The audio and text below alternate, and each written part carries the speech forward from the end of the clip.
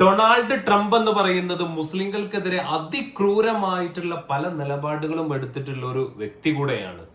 ആ ഒരു വ്യക്തി അദ്ദേഹം പുതിയതായി അമേരിക്കൻ പ്രസിഡന്റ് സ്ഥാനം ഏറ്റെടുക്കുമ്പോൾ എടുത്ത ചില നിലപാടുകളുണ്ട്.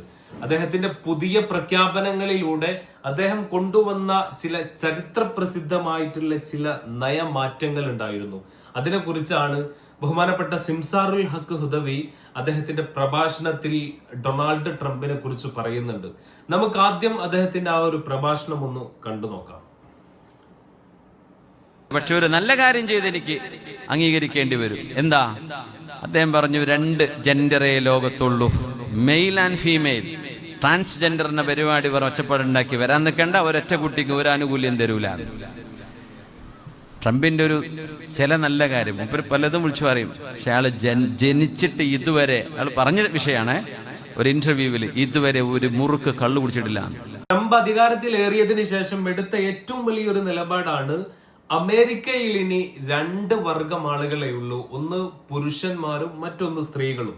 മെയിൽ ആൻഡ് ഫീമെയിൽ എന്നീ 2 വിഭാഗങ്ങൾക്ക് മാത്രമേ അമേരിക്കയിൽ ഇനി പൗരത്വത്തിനുള്ള അനുമതി ലഭിക്കുകയുള്ളൂ എന്ന് അമേരിക്ക നിലപാടെടുക്കുമ്പോൾ ബഹുമാനപ്പെട്ട സിംസാറുൽ ഹക്ക് ഹുദവി പറയുന്നത് പോലെ നമ്മൾ ഒരാളെ കുറിച്ച് അദ്ദേഹത്തെ ആക്ഷേപിക്കാതെ, അദ്ദേഹത്തിന്റെ ചില മുൻ നിലപാടുകൾ കാരണത്താൽ അദ്ദേഹത്തെ പൂർണ്ണമായിട്ട് നമ്മൾ മറിച്ചു തള്ളാതെ, അദ്ദേഹം ആളുകൾ എടുക്കുന്ന പുതിയ നിലപാടുകൾ നമ്മൾ നല്ലതാണ് എന്നുണ്ടെങ്കിൽ സ്വാഗതം ചെയ്യേണ്ടതുണ്ട്. അമേരിക്ക എന്ന് പറയുന്നത് LGBTQIA+ തുടങ്ങിയ സമയത്ത് അതിനൊക്കെ ഏറ്റവും കൂടുതൽ പ്രചാരകരാവുകയും അത് രാജ്യത്ത് നടപ്പിലാക്കി നിയമവിധേയമാക്കിയ ഒരു രാജ്യം കൂടെയാണ് അമേരിക്ക.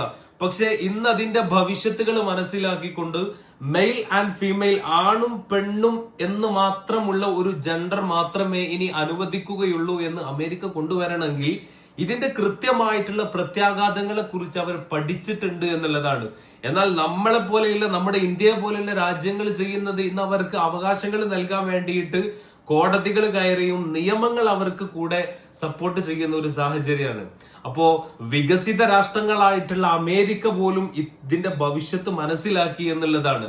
അപ്പോ നമ്മുടെ നാട്ടിൽ വരെ, പ്രത്യേകിച്ച് മുസ്ലിം സമുദായത്തിൽ വരെ ഇത്തരത്തിലുള്ള വളരെ നീചമായിട്ടുള്ള ഇത്തരത്തിലുള്ള വിവാഹങ്ങളൊക്കെ നടന്നുകൊണ്ടിരിക്കുമ്പോൾ നമുക്കൊക്കെ ഈ ഒരു ട്രംപിന്റെ നിലപാടെന്ന് പറയുന്നത് പഠിക്കാനുണ്ട്. ഒരുപാട് കാര്യങ്ങൾ അതിൽ നിന്ന് മനസ്സിലാക്കാനുണ്ട് എന്നുള്ളതാണ്. എന്തായാലും ഈ ഒരു ട്രംപിന്റെ മറ്റൊരു പ്രത്യേകത, അദ്ദേഹം മദ്യം ഇതുവരെ കുടിച്ചിട്ടില്ല എന്ന് അദ്ദേഹം ഒരു അഭിമുഖത്തിൽ പറയുന്നുണ്ട്. കള്ളും ലഹരി പദാർത്ഥങ്ങളും മനുഷ്യന്റെ ജീവിതത്തെ തകർക്കുമെന്ന് ട്രംപ് ഒരു ഇന്റർവ്യൂവിൽ പറയുന്നുണ്ട്. അപ്പോ ലോകത്തിൽ തന്നെ വൻ ശക്തിയായിട്ടുള്ള അമേരിക്കയുടെ പ്രസിഡന്റ് ഇത്തരത്തില് മദ്യവും മയക്കുമരുന്നും ലഹരി പദാർത്ഥങ്ങളിൽ നിന്നൊക്കെ വിട്ടു നിൽക്കണമെന്ന് തന്റെ ജനതയോട് പറയുന്നുമുണ്ട്. അത് അദ്ദേഹത്തിന്റെ ജീവിതത്തിലെ വലിയൊരു ക്വാളിറ്റി ആയിട്ട് നമുക്ക് എണ്ണേണ്ടി വരും. അപ്പോ ഈ ഒരു ട്രംപിന്റെ പ്രസ്താവന വളരെയധികം സ്വാഗതാർഹമാണ്. Okay, thanks for watching.